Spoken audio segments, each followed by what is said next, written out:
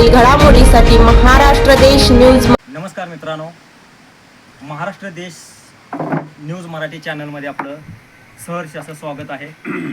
आज आपण अशा व्यक्तिमत्वाशी भेटणार आहोत ज्यांचं संपूर्ण महाराष्ट्रभरच काय तर संपूर्ण भारतभर आदरानं असं नाव घेतलं जातं.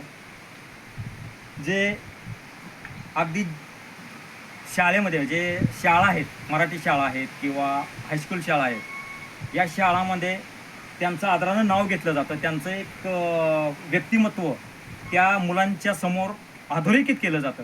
अशा एका व्यक्तिमत्वाशी आपण आज भेटणार आहोत, जे सुरेश खोपडे सर, ज्यांची कुडाची शाळा म्हणून अगदी महाराष्ट्रभर प्रसिद्ध आहे, एक पर्यटन स्थळ म्हणून.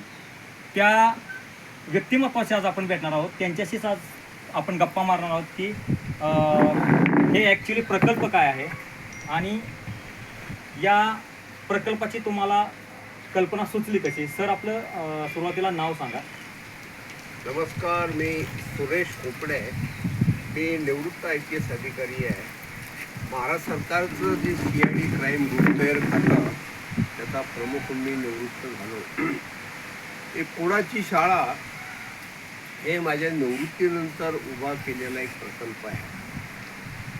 कुडाची शाळा ही माझ्या बालपणीची शाळा आणि ती इतर शाळापेक्षा वेगळी होते.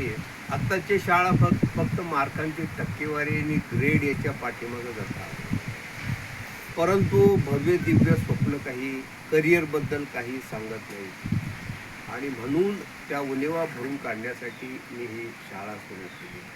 ही माझ्या बालपणीची शाळा. मी अशाच या कुडाच्या शाळेत शिकलो आणि मला कुठली शाळा आवडली नाही.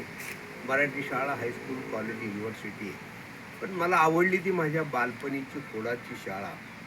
कारण एक शिक्षकी शाळा असल्यामुळं आवडायचं कारण असं की त्या शाळेला दारच नव्हतं. त्यामुळं शाळेत न बसता आम्ही मुलं या सगळ्या शेतामध्ये, ओढ्या नाल्यामध्ये भटकायचो, दगडधोंडे, प्राणी पक्षी पाहायचो आणि त्यातून आम्ही अनेक गोष्टी शिकलो. मी त्या शाळेमध्ये निरीक्षण करायला शिकलो, प्रश्न विचारायला शिकलो, प्रयोग करायला शिकलो, भांडायला शिकलो, शिव्या द्यायला शिकलो आणि सगळ्यात महत्त्वाचं म्हणजे आम्ही स्वप्न बघायला शिकलो. गावामध्ये पोलीस समज बाजूला आले दिसला की आम्हाला वाटायचं पोलीस व्हावं. बसमधून जाताना कंडक्टर, ड्रायव्हर व्हावं.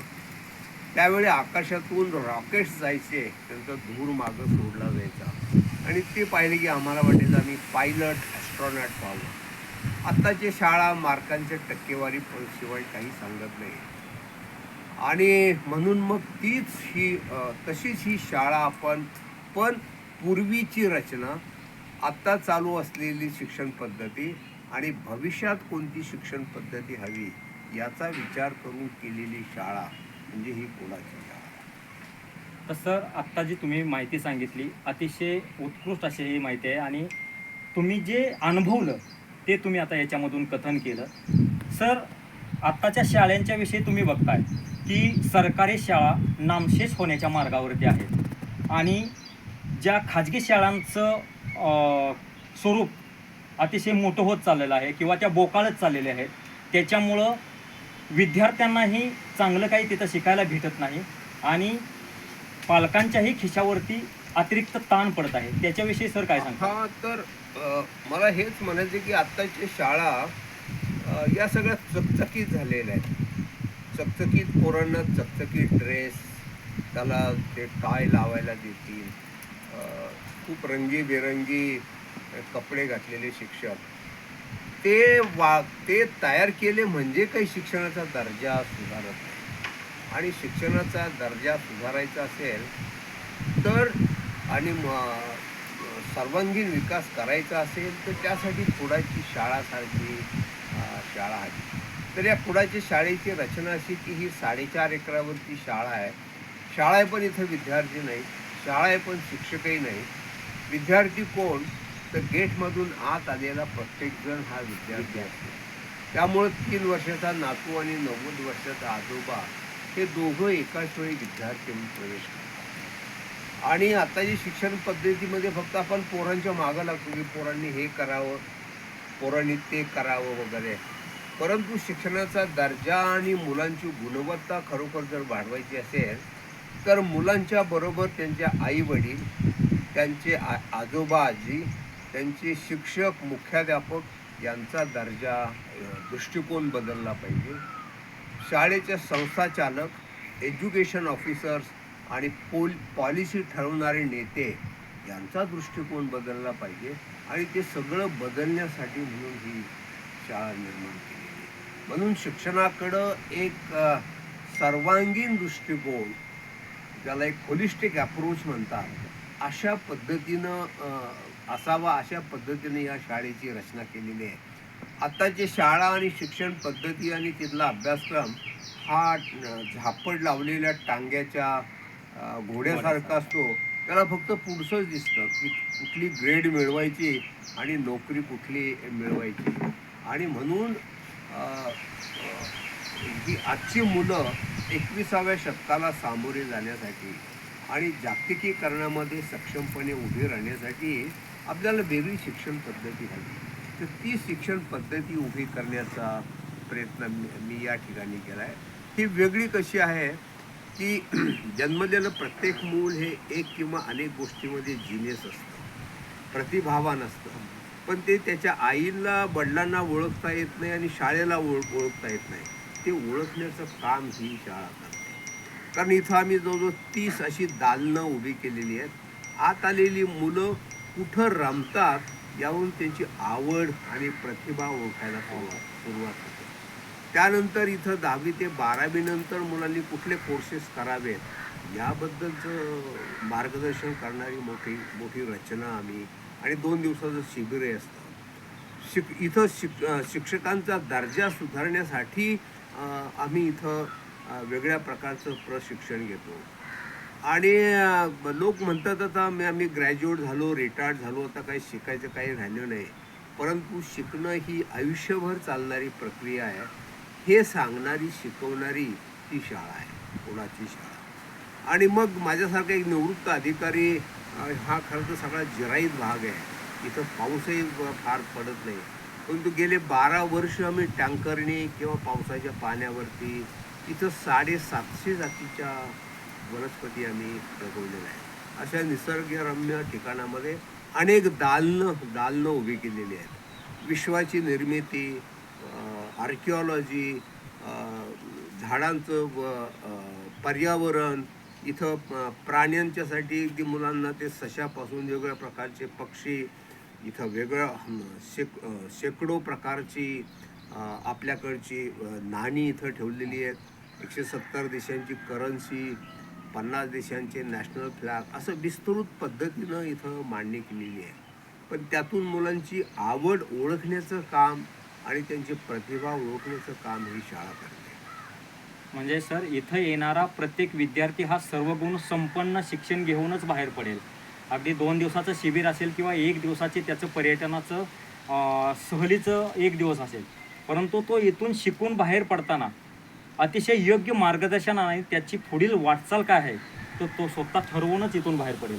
हा, इथं एका भेटीत नव्हे, परंतु तुम्ही एकच दिवस आला आणि बरेच 5-6 महिन्यानं पुन्हा 5-6 महिन्यानं, पुन्हा 5-6 महिन्यानं, तर तुम्हाला काय आवडतं याचं ज्ञान होतं. 10वी 12वी नंतर कुठला कोर्स घ्यावा याचं ज्ञान होतं. आणि त्या मुलाचा एकूणच जगाकडे पाहण्याचा दृष्टिकोन खूप मोठा होतो. आता हे बहुजन समाजातील मुलं ही खूप अशी संकुचित वृत्तीनं वाढलेली, जगलेली असतात. आणि पुढं ज्या वेळेला ते नागरिक बनतात ते सगळे असे संकुचित विचाराचे असतात. आणि मग त्या बायका 1,500 रुपये, त्या पोरी पुढं बायका झाल्या की 1,500 रुपये झाले की आपलं ते मत विकायला तयार होतील, धर्माच्या नावाखाली फसल्या जातील आणि मग देवदेव करत बसतील. आणि खरी प्रगती करायचं जे काम आहे ते त्यांना सुचणारच नाही. परंतु एक त्यांना वैश्विक दृष्टिकोन देण्याचं काम ही शाळा करते. म्हणजे सर, इथं तुम्ही मार्गदर्शन म्हणून ज्या म्युझियम्स आहेत किंवा आता तुम्ही सांगितलं की विविध देशातल्या ज्या करन्सी आहेत तिथं, आपल्या मुलांना फक्त भारतीय चलनच माहीत आहे. हो, बाहेरचे चलन जे काय आहे, जे करन्सी काय आहे ते माहीत नाही. तर त्याची माहिती देण्यासाठीही तुम्ही त्याचं जतन आणि संवर्धन केलेलं आहे. ते आता आम्ही आमच्या दर्शकांना पुढे व्हिडिओमध्ये दाखवूच. परंतु सर, आता इथून पुढची तुमची कार्यपद्धती काय असणार आहे, किंवा याच्यावर तुम्ही अजून नवीन काही लोकांना देऊ शकाल, किंवा जे शिकणार आहेत, नव्याने शिकणार, त्यांना काय तुम्ही सांगू इच्छाल? नाही, इथं तर मी म्हणू शकेल की बहुजन समाजातले अगदी आता म्हणजे 3 वर्षापासून 90 वर्षाच्या लोकांचा एकूणच स्वतःच्या जगण्याकडं आणि समाजाकडं पाहण्याचा दृष्टिकोन बदलला गेला पाहिजे, आणि ते बदलण्यासाठी म्हणून हे सेंटर केलेलं आहे. तर लोकांनी येऊन ते पाहावं, समजून घ्यावं, आणि लोकांनी आल्यानंतर पुन्हा मला सगळं कळतं असा माझा दावा नाही.